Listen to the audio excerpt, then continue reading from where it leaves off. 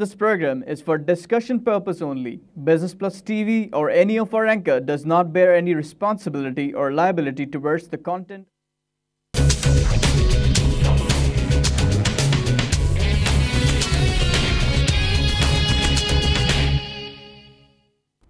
अस्सलाम वालेकुम। Business lunch के साथ मैं हूं आपकी मेज़बान महानूर अली।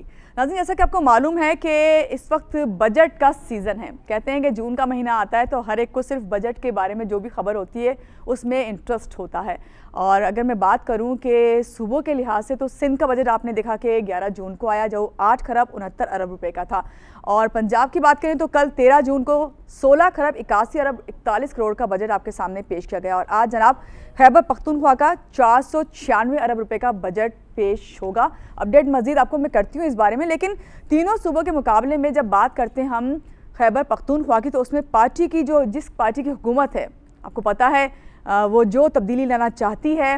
क्या हम बात करेंगे जो माजी का बजट है वो खैबर पख्तूनख्वा में वो तब्दीली ला सका या नहीं, इसको हम मौजूदा जो इस वक्त बजट आने वाला है आज जो पेश किया जाएगा उसकी रोशनी में भी देखेंगे। लेकिन बात यह है कि तीनों सूबों का जब बजट आ गया तो हमें चौथे सूबे का भी इंतजार है, उसके बारे में भी हम बात करेंगे। चाहूँगी पहले जो हमारे गेस्ट हैं उनसे आपका तारुफ करवा दूँ। हमारे साथ मौजूद हैं Sardar Shaukat Popalzai, president Balochistan economic forum. अस्सलाम वालेकुम सरदार साहब, कैसे हैं सरदार साहब? अल्हम्दुलिल्लाह, थैंक यू सो मच कि आपने आज टाइम दे रहे हैं हमें। और ख़ास तौर से बजट के हवाले से जब बात करेंगे तो मैं समझती हूँ कि बलूचिस्तान के उस पर भी फोकस करेंगे, लेकिन थोड़ी जब बात हो जाए खैबर पख्तूनख्वा का आज बजट आने वाला है, 496 कह रहे हैं कि उसका बजट आएगा।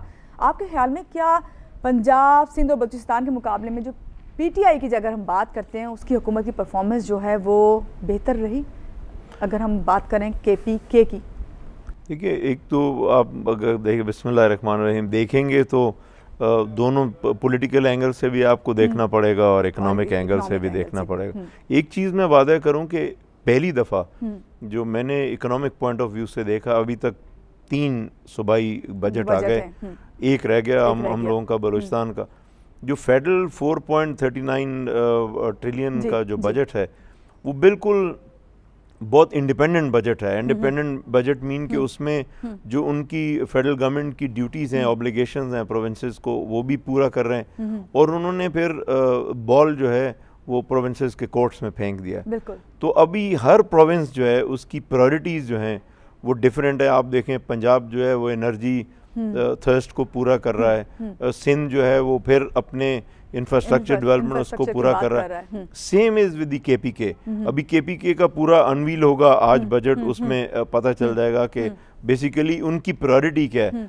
लेकिन अब आप कहें कि PTI को तो मेरा ख्याल है वो भी कोलिशन गवर्नमेंट है वहाँ पे, तो दूसरी चीज़ें भी लामाल होंगी। ये उसमें सबसे इम्पोर्टेंट जो चीज़ देखनी है उसमें रिहेबिलिटेशन ऑफ जो हमारे डिस्प्लेस पर्सन हैं उनको वो कितना इम्पोर्टेंट देते हैं। आपको पता है मिलिट्री फोर्सेस जिन्होंने ज़रबे किया, ऑपरेशन किया, अब उनकी रिहेबिलिटेशन जो है वो बहुत इम्पोर्टेंट है। We have to see how much they dedicate for that. Second, education KPK में इट्स वेरी इम्पोर्टेंट। फिर सबसे इम्पोर्टेंट चीज़ है जो मैं देख रहा हूँ जो अभी तक 2 सूबों ने इतना हाईलाइट नहीं किया, वो है चाइना पाकिस्तान इकोनॉमिक कॉरिडोर। अब ये एक बड़ा मेगा प्रोजेक्ट है और फेडरल प्रोजेक्ट तो है, फेडरल गवर्नमेंट की जिम्मेदारी है, लेकिन अल्टीमेटली इन्होंने सूबों से गुजरना है। तो सूबा कितना, जितने सूबे हैं ये कितना फंड उसमें करेंगे या उससे अलाइड प्रोजेक्ट्स कितने, वो क्लियर नहीं आया। बिल्कुल सही। अच्छा, अभी आपने जिस तरह बात की CPEC की भी मैं आपसे मजीद बात करूंगी। अभी खैबर पख्तूनख्वा की जब बात करते हैं, इन पर ये इल्ज़ाम लगाया जाता है कि जो इनका डेवलपमेंट के अखराजात हैं उस पर वो खर्च नहीं कर पाते उस तरह जिस तरह के करना चाहिए, क्योंकि शायद ये वजह कहते हैं कि लॉ एंड ऑर्डर का सबसे बड़ा मसला है वहाँ पर। ये भी इशू है, बिल्कुल इशू है। लेकिन जो मेन उसके अंदर आपने जो शुरू में कहा, मैं उसको वो पॉलिटिकल एंगल बन जाता है, मैं नहीं कहना चाहता, लेकिन कैपेसिटी बिल्डिंग भी है। देखिए, जब से डेवोल्यूशन हुआ किसी भी सूबे को एक्सेप्ट पंजाब, बाकी किसी की उन्होंने अपनी कैपेसिटी बिल्डिंग नहीं की। और फिर आपने अगर मेगा प्रोजेक्ट्स करने हैं, पहले फेडरल गवर्नमेंट करती थी, अब सूबे करते हैं, तो सूबे में उतनी एम्पावरमेंट नहीं है और कैपेसिटी नहीं है कि उसको कर लें, वो फिर डिले हो जाते हैं। ऐसा नहीं है कि उन्होंने किया नहीं, कोशिश की उन्होंने, एजुकेशन में भी कोशिश की, कुछ फेलियर हुए, कुछ क्लियर हुए। और लॉ एंड ऑर्डर जो है वो डेफिनेटली KPK ने बहुत सफ़र किया उसके अंदर। सही। सरदार साहब, बाकी अगर हम सिंध पंजाब के बजट की बात करें तो आपकी नज़र में क्या वही रिवायती अंदाज है या फिर कोई पॉजिटिव चेंज आया है? नहीं, मैंने बिगनिंग में अर्ज किया कि इनकी सबकी डायरेक्शन फोकस। अगर आपको याद हो, जब सिंध की बात करते हैं, सिंध के इंफ्रास्ट्रक्चर की बात करते हैं, पहले भी बहुत वादे दावे हुए कि इसके इंफ्रास्ट्रक्चर के लिए इतना डेवलपमेंट पे इतना बजट है, ये काम होगा, लेकिन काम फिर कहीं होते नज़र नहीं आया। ये भी तो चीज़ देखे ना। मेरी नज़र में अगर सिंध गवर्नमेंट अब काम नहीं करेगी तो फिर कभी नहीं कर सकेगी, इसलिए कि सिंध गवर्नमेंट में बहुत माइनर कोलेशन था। अब तो बिल्कुल एक पार्टी ने पूरा बजट बनाया है और पूरा अपनी पावर यूज़ करके बजट बनाया है, तो वो पीपल फ्रेंडली बजट लगता है, लेकिन उसको पीपल फ्रेंडली इम्प्लीमेंटेशन भी होनी चाहिए, विच इज़ वेरी इंपॉर्टेंट। तो बजट की इम्प्लीमेंटेशन जो है वो आपको PSDP से, एनुअल डेवलपमेंट प्रोग्राम या पब्लिक सेक्टर डेवलपमेंट प्रोग्राम से देखना चाहिए। तो वो सिंध ने कोशिश की है उसको बढ़ाने की, लेकिन फिर मैं वो KPK की इधर बात ट्रांसफ़र करूँगा, फिर कैपेसिटी की आ जाती है। सही सही, that is very important. Sindh में लॉ एंड ऑर्डर प्रॉब्लम जो है वो अर्बन एरियाज़ में, रूरल एरियाज़ में इतना नहीं है। तो रूरल एरियाज़ में मेरा ख्याल गवर्नमेंट के पास कोई एक्सक्यूज़ नहीं है कि जी एक प्रॉब्लम है। आप देखिए उनके एजुकेशन सेक्टर में, हेल्थ सेक्टर में मेजर करप्शन हुई है, और उस करप्शन को मिनिमम या फेस सेविंग के लिए इनको चाहिए कि जो PSDP है उसको कोशिश करें, कंप्लीट करें, उसको लैप्स नहीं होने दें। फेडरल जो प्रोजेक्ट आते हैं, जैसे उनके सीनियर मिनिस्टर ने ब्लेम किया कि जी 120 सम बिलियंस जो हैं जो मिलने थे वो अभी भी आउटस्टैंडिंग है। तो मेरी नज़र में प्रोविंशियल गवर्नमेंट को उसको पुश करना चाहिए और फेडरल गवर्नमेंट को बताना चाहिए कि ये पब्लिक की फेवर में प्रोजेक्ट्स हैं, and we have to complete and you have to give the money. सही सही। अच्छा सरदार साहब, सब बजट आ रहे हैं, अभी हमने देखा कि तीनों सूबों के आज पूरे हो जाएंगे, शाम में खैबर पख्तूनख्वा जो है उसका भी आ जाएगा बजट। बलोचिस्तान की बात करें तो क्राइसिस में घिरा हुआ है, कहीं पे किसी का कोई करप्शन के उसमें पकड़ा जा रहा है तो कहीं कुछ। तो अभी क्या सुना है कि बजट के मामले में भी कुछ मसला आ रहा है? हाँ, ये आपने बड़ी सख्त जगह पे हाथ रखा है और वो मेरे सब्जेक्ट से ताल्लुक। करप्शन का जब वर्ड यूज़ किया मुझे फौरन ख्याल आया कि यहाँ तो अगर बात करें तो ये चीज़ नहीं है। ये बड़ा अनफॉर्चुनेट है कि बलूचिस्तान सूबे में एक ऐसी चीज़ हो गई है कि जो पब्लिक ओपिनियन है वो भी बड़ी डीमोरलाइज है।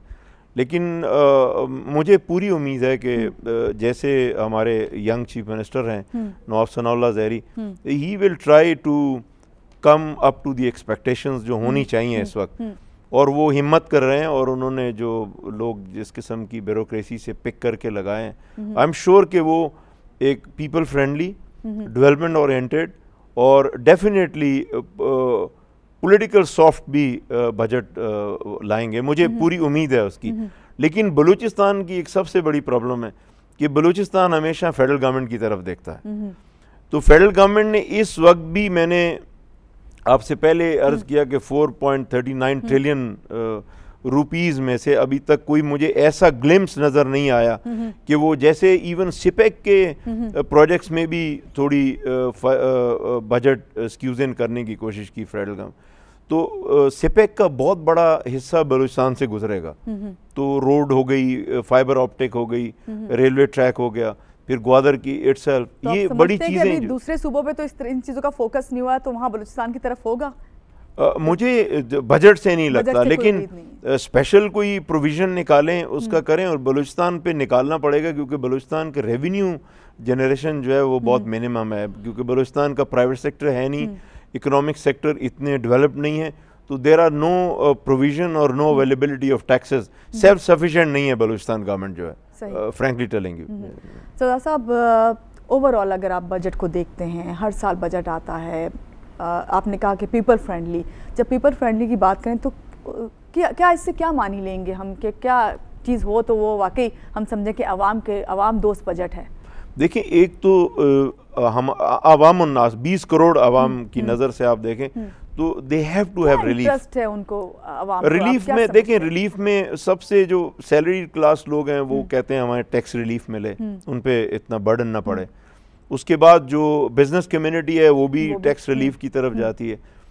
जो प्राइवेट सेक्टर है वो that is the main direction course setters हैं जिनको फेडरल गवर्नमेंट जो भी रिलीफ देगी वो प्राइवेट सेक्टर को करेंगे और अल्टीमेटली प्राइवेट सेक्टर डेवलप होगा, गवर्नमेंट को टैक्सेस मिलेंगी, पीएसडीपी और जो भी उनके प्रोविजन है उनको कंप्लीट करेगा। दो चीज़ें बड़ी इंपॉर्टेंट हुई फेडरल गवर्नमेंट में जो मैं बलूचिस्तान के रेफरेंस से या दूसरे सूबों के रेफरेंस से, क्योंकि हमारी एग्रो बेस्ड इकोनॉमी है, एग्रीकल्चर में बेतहाशा रिलीफ दिया गया और स्पेशल उन्होंने पैकेजेस भी निकाले। इसकी वजह यही तो नहीं सरदार साहब कि अभी हमने जो इसका रिजल्ट देखा अपनी एग्रीकल्चर साइड पे, तो वो तो माइनस ही था ना, शायद ये तो वजह नहीं है कि देखिए वो नेचुरल फिनोमेना भी उसमें शामिल होते हैं। गवर्नमेंट की कोताही मेरा ख्याल है इस दफ़ा इतनी नहीं थी जितना नेचुरल फिनोमेना उसमें आ जाएगा, लेकिन एग्रीकल्चर को हमेशा से इम्पोर्टेंस देनी चाहिए थी। मैं बलूचिस्तान के रेफरेंस से बताऊं, बलूचिस्तान 67% इकोनॉमी जो एग्रीकल्चर पे है, लेकिन एग्रीकल्चर में कोई रिलीफ नहीं था। इस दफ़ा दो चीज़ों में मैंने अर्ज किया, एग्रीकल्चर और फिर ऑल्टरनेट एनर्जी, जैसे सोलर में बहुत बड़ा रिलीफ उन्होंने दिया। बीच में कुछ साल पहले गवर्नमेंट ने टैक्सेशन कर दी थी सोलर पे और बहुत से फॉरेन इन्वेस्टर्स जो हैं हम लोगों के साथ आए, दे वर वेरी यानी डीमोरलाइज्ड कि यार आपने हमें बुलाया, आप एनर्जी डेफिशिएंस भी हैं और फिर आप टैक्स भी लगा रहे हैं। तो इस दफ़ा गवर्नमेंट ने उसके ऊपर तो दो मेजर इश्यूज जो हैं आपके रिजॉल्व होते हैं। One is the agriculture development which is the core sector of this country. आप पंजाब लें, आप बलूचिस्तान लें, आप KPK लें, आप सिंध लें, उसमें ठीक ठाक रिलीफ है। अब प्रोविंशियल गवर्नमेंट उसको कैसे आगे लेके चलती हैं। Second is the alternate energy. ये दोनों चीज़ें ऐसी हैं जिस पे हमारे मुल्क की इकोनॉमी रिवॉल्व करती है, तो हमारी इंडस्ट्री रिवॉल्व करती है। बिल्कुल बात सही कि आपने आगे कहा कि चलें, हमने ये देखा कि फेडरल में तो ये हम चेंज हमने देखा और इसको फोकस किया जा रहा है। आपने अभी आगे कहा कि असल बात ये कि जो ये आपके प्रोविंशियल जो गवर्नमेंट्स हैं उनको देखना आगे किस तरह इसको लेके जाना। आप समझते हैं कि ये लोग सीरियस होंगे? नहीं, सीरियस की बात नहीं, मेरा ख्याल है एक साल और लगेगा मेरी नज़र में। जब से डेवोल्यूशन आया सारे सूबे जो हैं, एक तो हमारे कंट्री में वक्तन फवक्तन पॉलिटिकल टर्मोइल ऐसे आ जाते हैं कि वो सूबाई हुकूमतों की अटेंशन डाइवर्ट हो जाती है। तो अटेंशन जब डायरेक्शन सामने आती है तो देन इज इशू ऑफ, मैं रिपीट करूंगा, कैपेसिटी बिल्डिंग। तो अभी तक ब्यूरोक्रेसी हो गई या जो इंडिपेंडेंट इदारे हैं जो प्रोविंशियल गवर्नमेंट को बजटरी फीड करते हैं या डेवलपमेंट इम्प्लीमेंट करते हैं, वो अभी उनकी कैपेसिटी उतनी नहीं है। I think we need maybe 1 or 2 more years कि प्रोविंशियल गवर्नमेंट जो हैं वो इंडिपेंडेंट हो जाए इसमें, फिर वो खुद अपने प्रोजेक्ट्स को चला सकें, फिर वो डेवलपमेंट जो है वो होगी इंशाल्लाह। सरदार साहब, बात करेंगे सनती शोबे की। जब हम अगर हम अपने मुल्क को कहते हैं कि ज़राअत बेस है, वो तो चलें एक साइड पे रखें, लेकिन एक दूसरी चीज़ हमारी है सनतों का पहिया चलता है तो किसी भी मुल्क की मईशत जो है उसको देखा जाता है कहाँ तक वो जा रही है, कितनी उसमें इस पोटेंशियल है। यहाँ पे बात करें क्या खातिर ख्वाह तरक्की आप समझते हैं कि लास्ट ईयर जो हमने देखा खासतौर से टेक्सटाइल साइड पे, वो तो हमने ये देखा कि एनर्जी क्राइसिस की बेस पे एक तरह से बंद ही हो गई थी, लेकिन अब कहते हैं कि अल्हम्दुलिल्लाह काफ़ी बेहतरी आई। आप क्या कहते हैं, क्या खातिर ख्वाह तरक्की हुई या महज ये एक दावा ही है? देखिए, इंडस्ट्री तो मेरा ख्याल है गवर्नमेंट गिविंग एंड पे है और डिलीवर प्राइवेट सेक्टर ने करना है। तो इंडस्ट्री की डिलीवरेंस जो है आपने खुद उसको स्पेल आउट कर दिया कि एनर्जी क्राइसिस की नज़र रही। बाकी हमारी इंडस्ट्री तब फ्लोरिश करेगी जो एक्सपोर्ट ओरिएंटेड इंडस्ट्री जो है उसको गवर्नमेंट रिलीफ दे और वो इकोनॉमिक डेवलपमेंट में हमारा हिस्सा बने और अनएम्प्लॉयमेंट जो है उसको रिड्यूस करे, which is very important factor. अब बाकी रह गया कि मेरी नज़र में गवर्नमेंट जो है वो डायरेक्शन देती है इंडस्ट्री को। गवर्नमेंट ने, आपने देखा काफ़ी साल पहले जो टेक्सटाइल इंडस्ट्री जो है वो बड़ी क्राइसिस में रही, क्योंकि और जो हम लोगों के बाद के जो कंट्रीज हैं जिनमें मैं मेंशन करूंगा बांग्लादेश, ये ऐसे कंट्रीज हम लोगों को टेक्सटाइल में लीड ले गए जिनका टेक्सटाइल से कोई ताल्लुक नहीं था।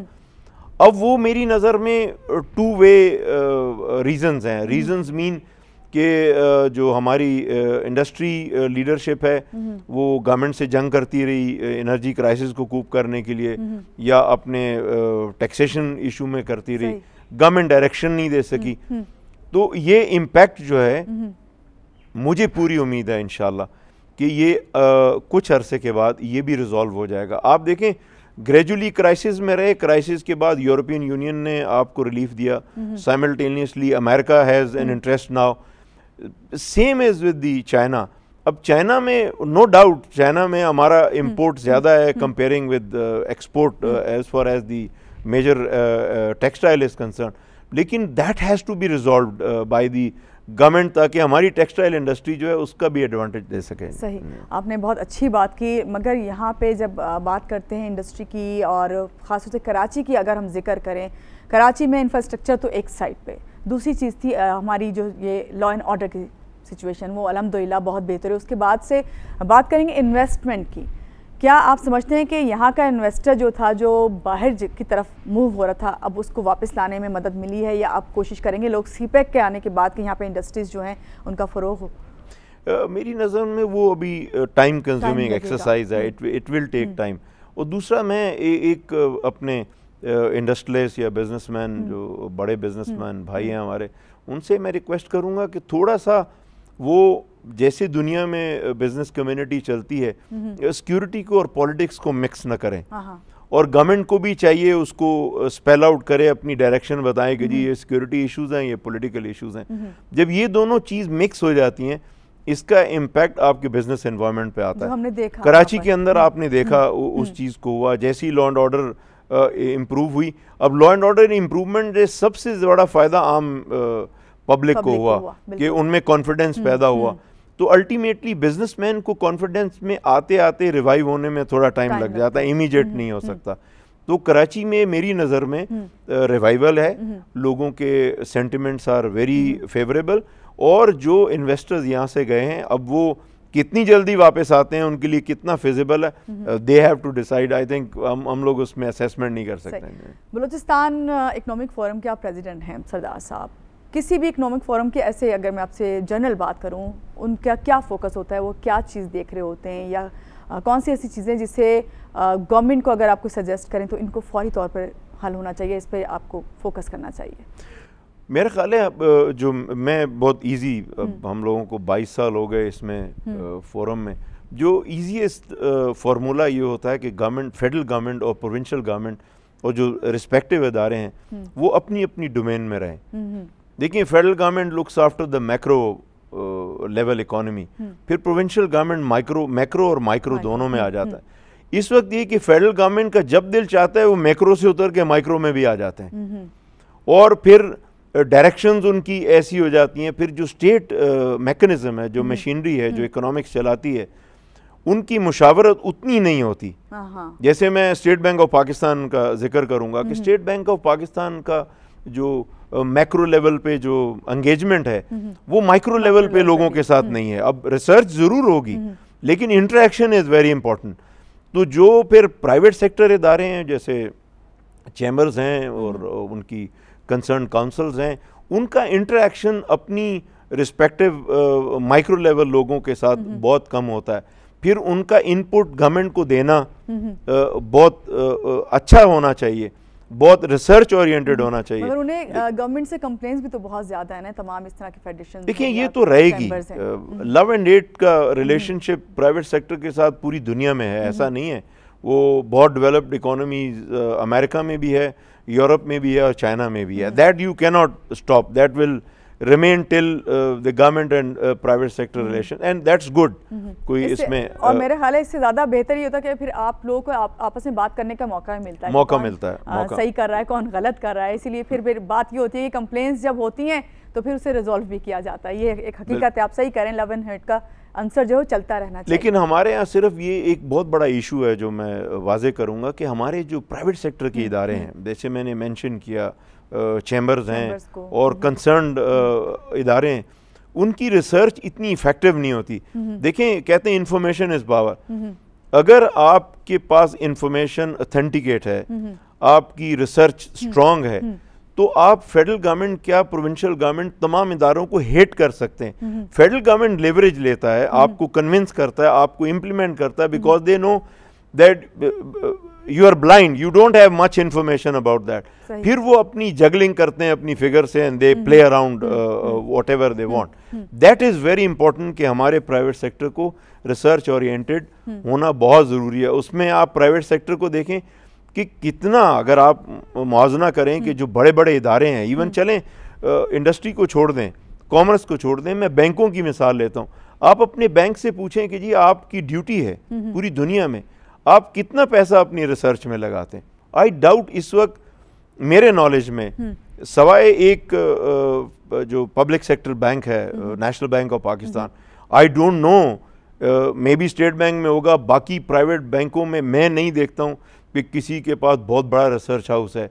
प्राइवेट ब्रोकरेज हाउसेज हैं, प्राइवेट जो कंपनीज हैं उनके रिसर्च हाउसेज ज़रूर हैं।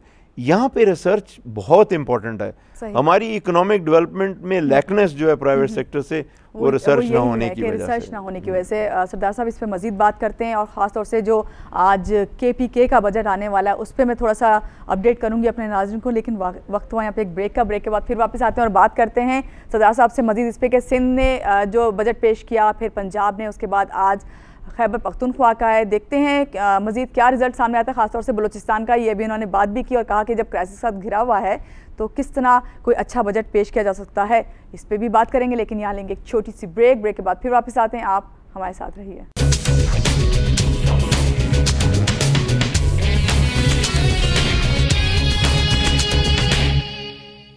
जी जनाब, ब्रेक से आगे वापस, और ब्रेक पे जाने से पहले भी हम बजट पे ही बात कर रहे थे। सिंध का बजट आया, पंजाब का आया, और आज जो है खैबर पख्तूनख्वा का 496 अरब रुपए का बजट पेश होगा, और उसमें मजीद क्या क्या है अभी आपको अपडेट करते हैं। लेकिन थोड़ी सी सरदार साहब हमारे साथ बैठे हुए बात कर रही थी मैं आपसे ब्रेक में कि हम बात कर लें सिंध के बजट की। जब बात करते हैं तो इसमें हमने देखा कि सिंध का काबीना ने 8 खरब 69 अरब रुपए का बजट जो है उसको हमारे सामने पेश किया, जिसमें बजट में 265 अरब रुपए के सूबाई अखराजात के लिए मुख्तस किए, और सरकारी मुलाजमिन की तनख्वाह में पेंशन में 10 से 15% इजाफा किया गया। और बजट में तकरीर में कहा गया कि 30,000 नौकरियाँ भी दी जाएंगी।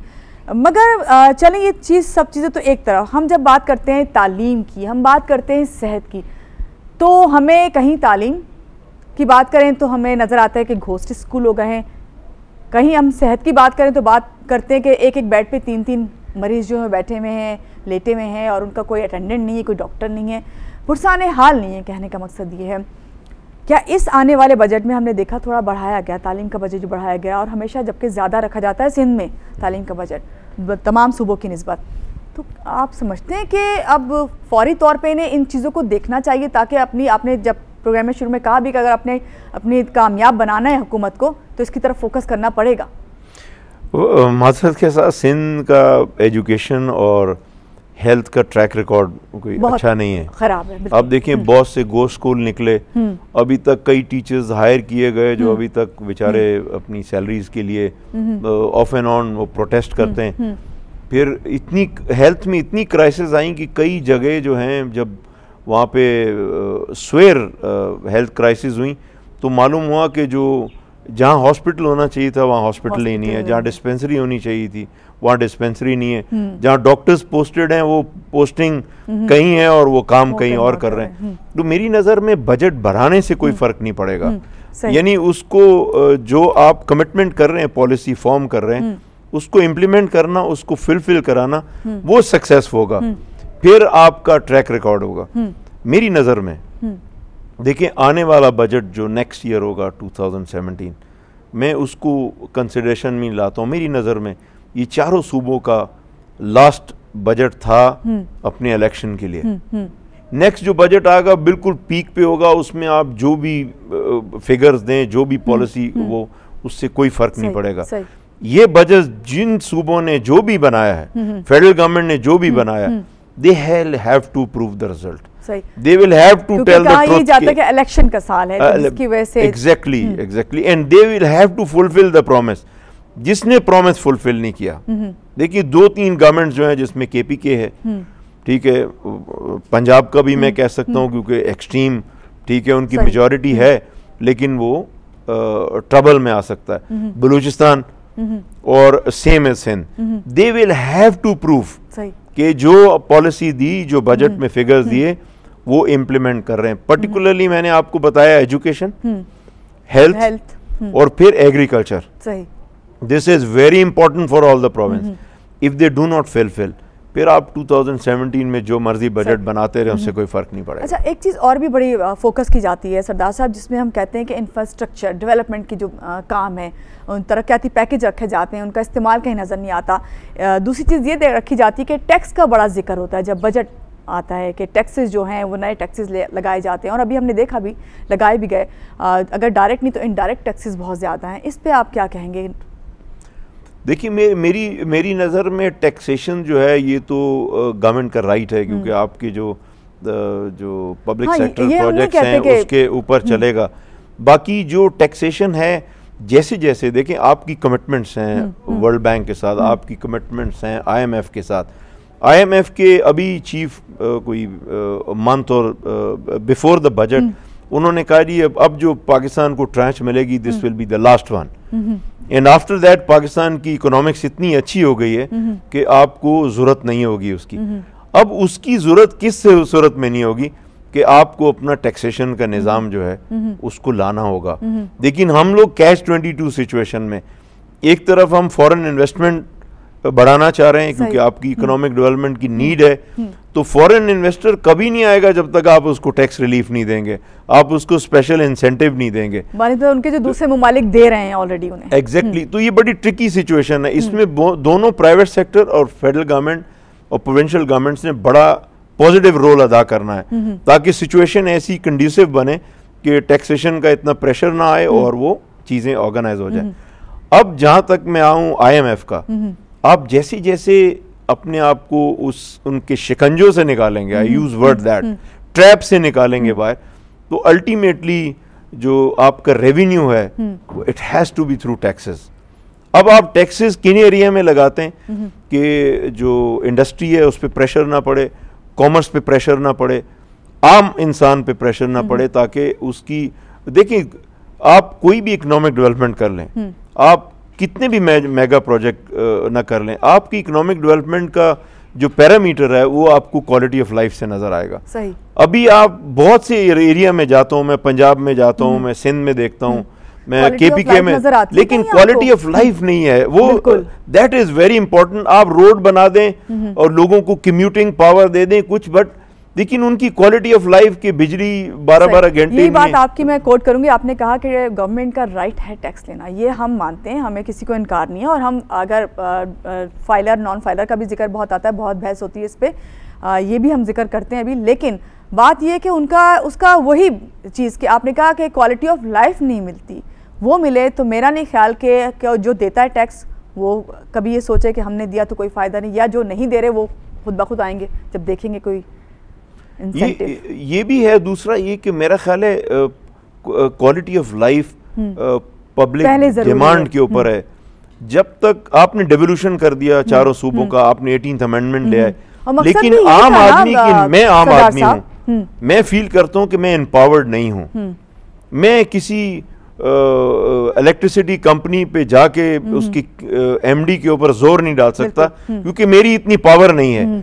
जब तक आप आम आदमी को एम्पावर नहीं करेंगे कि he can get up and question anybody, वो सेनेटर हो, नेशनल असेंबली मेंबर हो या प्रोविंशियल असेंबली हो, he should have the power to question them, enforce them कि मेरी ये प्रॉब्लम आप हल क्यों नहीं करेंगे, then you will bring a economic revolution. Sardar साहब, आप समझते हैं कि ऐसा हो सकता है हमारे जैसे मुल्क में, जहाँ पे एक आम आदमी जो है किसी अपने ही साथ के बराबर के बंदे से कोई बात नहीं कर पाता, अपना राइट नहीं ले सकता? नहीं, इंशाल्लाह ऐसा आएगा। आप कितना लोगों को दबाएंगे, आप इतना नहीं दबा सकते।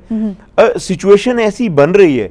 आप समझ सकते थे कि मुल्क में जिस किस्म की भत्ताखोरी, जिस किस्म की करप्शन हो रही थी, उससे आप कुछ निजात मिलेगी?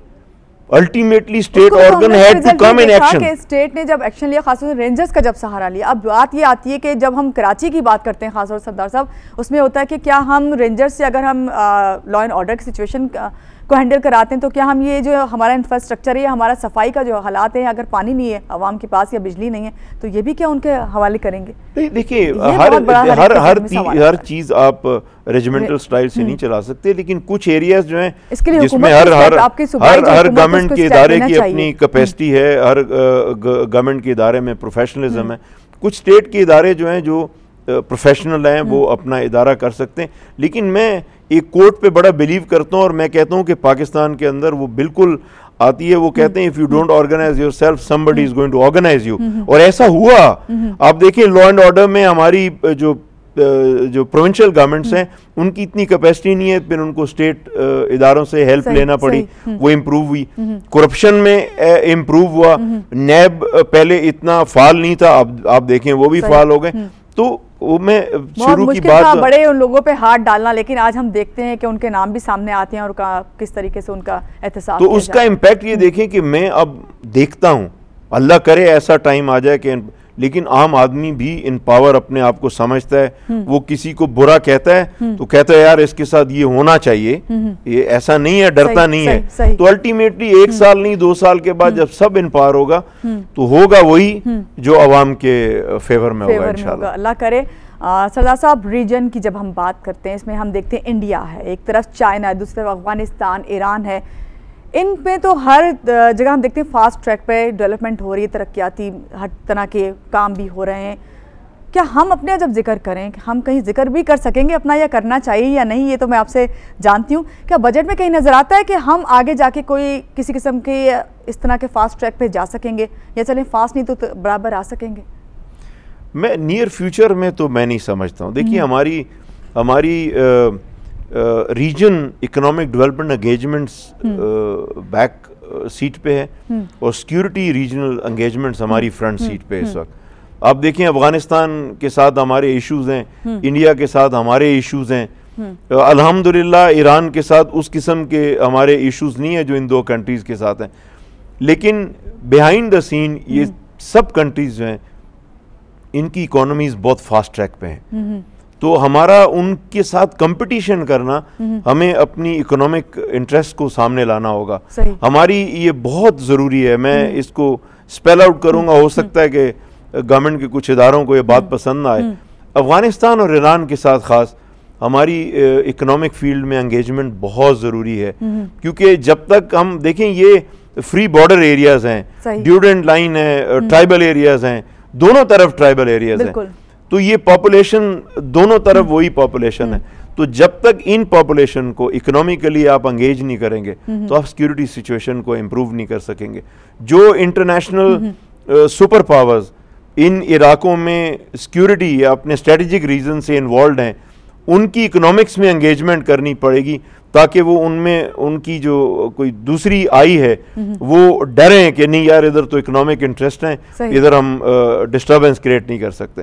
तो ये अनफॉर्चुनेट है। मैं बड़े अफसोस से ये बात कहना चाह रहा हूँ कि हमारी इकोनॉमिक एंगेजमेंट इस रीजन में नहीं है। अच्छा, आप बहैसियत अगर मैं आपसे कहूँ कि इकोनॉमिक उस पर देखें तो ये एंगेजमेंट बढ़ाना किस हद तक किसकी जिम्मेदारी है? क्या आपकी हुकूमत की, या फिर उन वो जो कि मुल्क के लिए काम कर रहे हैं, इंडस्ट्रियाँ लगा रहे हैं, एक बिजनेसमैन है, कितना ज़रूरी है कि नहीं? देखिए बिजनेसमैन किसी भी कंट्री के साथ वो अपने मुल्क के क्योंकि आप कहीं जाते हैं, आपने अपने मुल्क का एक तरह से देखा है तो उनको आप गाइडलाइन देते हैं या कुछ बताते हैं तो अपने मुल्क के बारे में आपका पता चलता है। तो एक तरह से आप मैसेंजर ही हैं वहाँ पे जाके, उनको आप गाइड करें कि आप अगर अपने मुल्क का अच्छा दिखाएंगे तो आपको मिलेगा। लेकिन हमारे यहाँ अफसोस सर कहने के लिए कि वहाँ हम जब कहीं पे भी जाते हैं हमें सामना हमेशा जो है नेगेटिविटी का होता है। देखिए मेरा एक क्वेश्चन है, क्वेश्चन ये है कि अफगानिस्तान में इतने अरसे से टर्बुलेंस रही, ठीक है, NATO forces, American forces,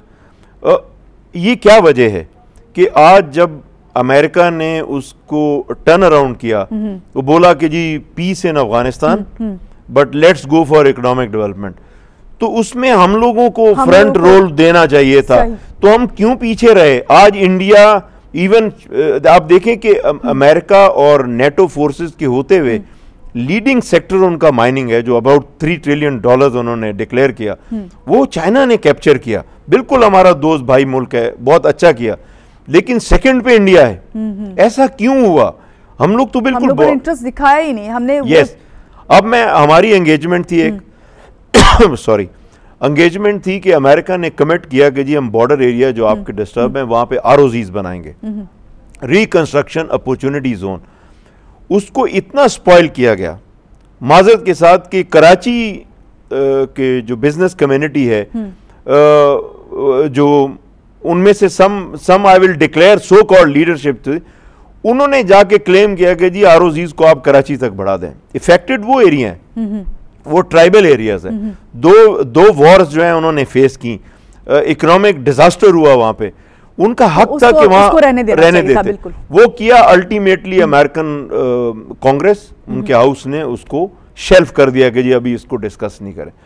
this is unfortunate. मैं क्वेश्चन करता हूं कि गवर्नमेंट क्यों सोई हुई है, फॉरेन ऑफिस क्यों सोया हुआ, हमारे स्टेट अदारे इस पे क्यों सोए हुए हैं। अगर हम इकोनॉमिक एज लेते अफगानिस्तान में, मैं कहता हूं ये फॉरेन अफेयर्स में हमारी बड़ी एज होती है आज। और सबसे बड़ी बात, आपने इतनी अच्छी बात की, जब तक किसी दूसरे मुल्क का आपसे इंटरेस्ट नहीं होगा, एंगेजमेंट नहीं होगी, जिससे उस लिहाज का एंगेज नहीं होंगे आप लोगों से, उस वक्त तक किस तरह आपकी काम चल सकता है। आपका किसी से इंटरेस्ट होगा तो आप उसके मफाद में बात करेंगे, अदरवाइज तो नहीं करेंगे। अब आप देखिए, हम बहुत सिंपल सी थ्योरी है। छोटी सी विशफुल थिंकिंग बताऊं कि हम लोग बहुत खुश हैं, अल्हम्दुलिल्लाह, हम इस पे भी खुश हैं कि चाइना ने पाकिस्तान के साथ $46 बिलियन की सिपेक एंगेजमेंट की, चाइना पाकिस्तान इकोनॉमिक कॉरिडोर। लेकिन देखिए वो अपना इकोनॉमिक इंटरेस्ट को देखते हैं। ऑन दी कंट्रेरी, चाइना ने इंडिया के साथ $600 बिलियन की ट्रेडिंग एग्रीमेंट साइन किया। यही उनका भी इंटरेस्ट था, जिसकी वजह से सब हुआ। सेंट्रल एशिया से गुजर के उनकी ट्रेन आती है। लास्ट में आपसे मैं ये बात करूंगी, अगर हम किसी मुल्क की माशी तरक्की की बात करते हैं और खासतौर से हमारे मुल्क की, तो आप कहाँ देखते हैं इस वक्त हमें खड़ा हुआ? अल्हम्दुलिल्लाह नेगेटिव नहीं है। हम जो सुन रहे हैं खबरें या जो हमें पता चलता है, उसमें तो ये पता चलता है कि बहुत अच्छा है। नहीं, बिल्कुल अच्छा है, लेकिन उसको अच्छा बनाना जरूरी है। मैं फिर कहूंगा, जिस दिन पाकिस्तान डेवलप करेगा तो आप माशाल्लाह और मैं और बाहर के लोग आपको क्वालिटी ऑफ लाइफ की तारीफ बताएंगे कि हमारी क्वालिटी ऑफ लाइफ इंप्रूव हो गई। आप समझें, फिर आपके सारे सेंटिमेंट नजर आएगा। जिस तरह आज हमें लॉ एंड ऑर्डर की सिचुएशन बहुत अच्छी नजर आती है, इस तरह हमें ये चीजें भी अच्छी नजर आएंगी। तो आपकी जीडी जीएनपी अगर कुछ फॉरेन कंट्रीज को उनके इंटरेस्ट को फुलफिल करे, मल्टीलैटरल इंस्टीट्यूशंस को फुलफिल करे, या बड़े बड़े करप्ट लोगों को फुलफिल करे फॉरेन अकाउंट्स को भरने में, या बड़े बड़े लोगों को पैसा बनाने में हेल्प करे, वो इकोनॉमिक डेवलपमेंट नहीं है। कहीं पे भी डेवलपमेंट नजर आएगी नहीं। और जो अभी पिछले हमने अरसे में देखा है। बहुत शुक्रिया सरदार साहब, मेरे प्रोग्राम में तशरीफ लाए, बहुत अच्छी इन्फॉर्मेटिव आपने बातें की। और नाज़रीन, आपसे कहूंगी कि आज हमने तीनों बजट आपके सामने रखे सुबाई। आज तीसरा बजट है खैबर पख्तूनख्वा, 496 अरब रुपए का बजट पेश होगा और खैबर पख्तूनख्वा का बजट वजीर ख़जाना मुजफ्फर सैयद पेश करेंगे और आपको ये हम लाइव दिखाएंगे और अपडेट भी इसके बारे में देते रहेंगे। इसी बात के साथ महानूर अली को दीजिए इजाज़त। अल्लाह हाफ़िज़।